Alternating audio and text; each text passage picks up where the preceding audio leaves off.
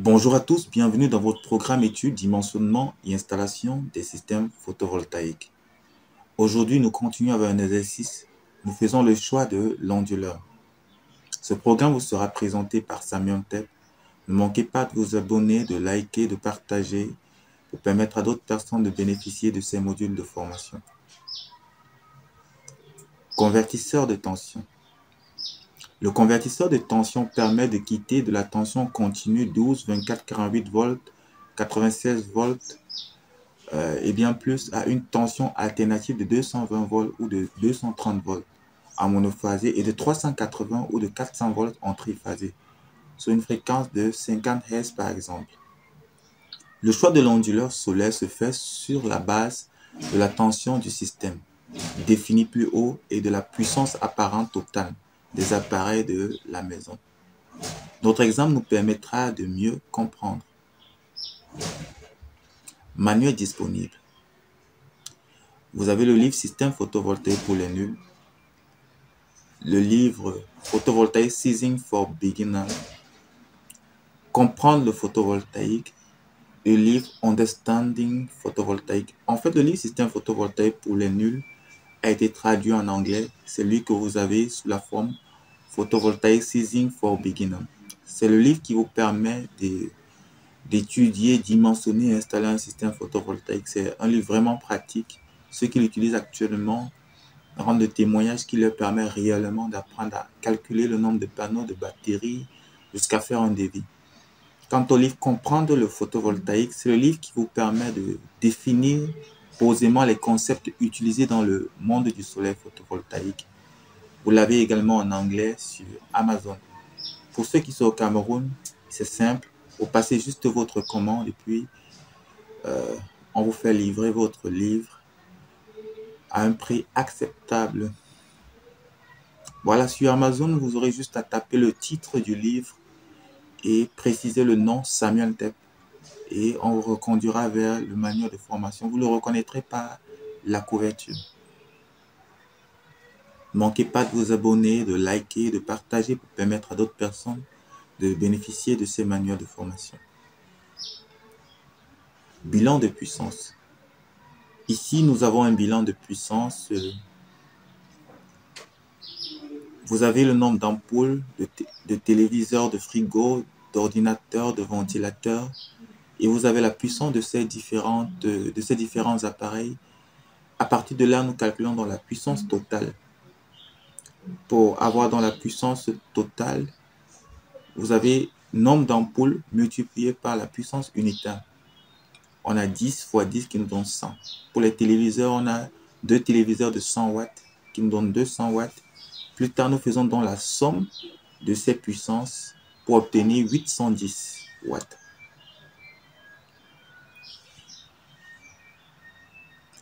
Comment calculer? Maintenant, pour faire le choix de notre onduleur, nous avons besoin de cette puissance totale que nous avons calculée. Parce que l'onduleur permet de transformer l'énergie qui nous vient des panneaux photovoltaïques pour le transformer à une énergie que nos appareils domestiques peuvent utiliser. Pour cela, la tension qui était en DC doit être transformée en AC. Et c'est la puissance des appareils qui nous intéresse. Les appareils qui vont appeler cette énergie, c'est cette puissance qui nous intéresse. C'est pourquoi nous allons utiliser dans la puissance totale des appareils pour calculer le type d'onduleur. L'onduleur doit être capable de supporter la puissance de ces appareils. Nous avons donc la puissance égale à puissance totale divisée par le cos phi.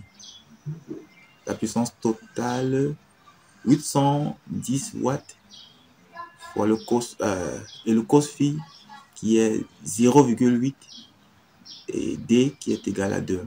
Plus tard, vous saurez qui est qui parmi ces valeurs.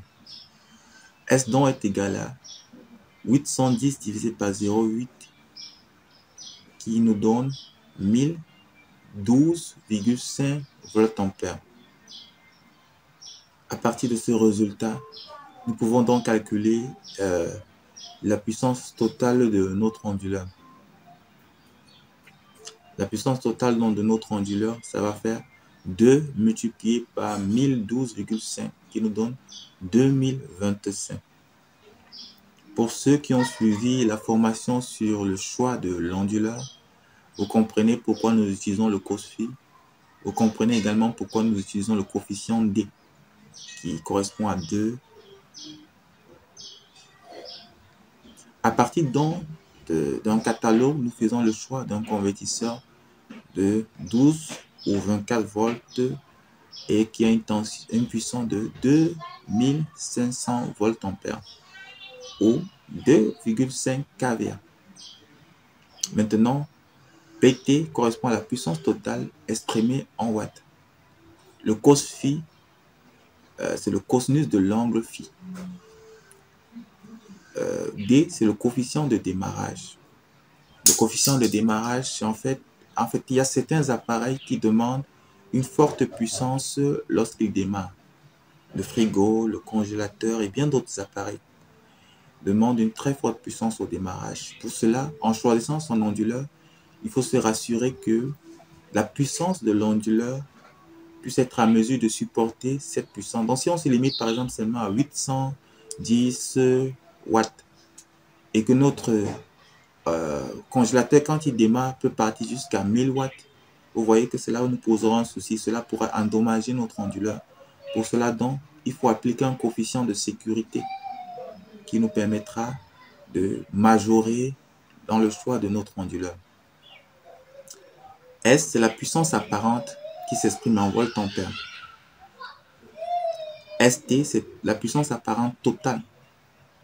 Lui s'exprime en volts ampères également.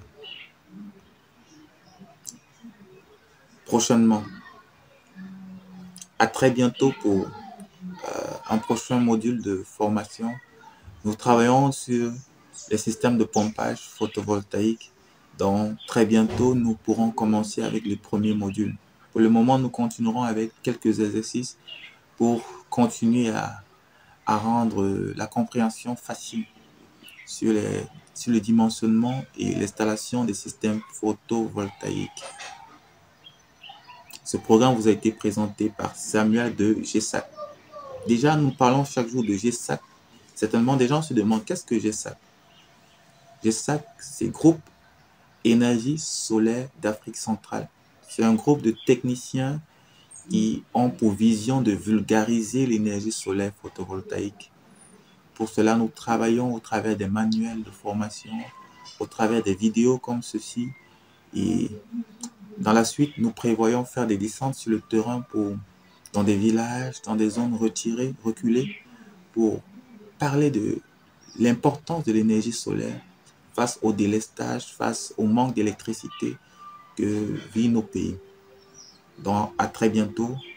Ne manquez pas de vous abonner, de liker, de partager pour permettre à d'autres personnes de ne pas rater ces modules de formation qui sont capitaux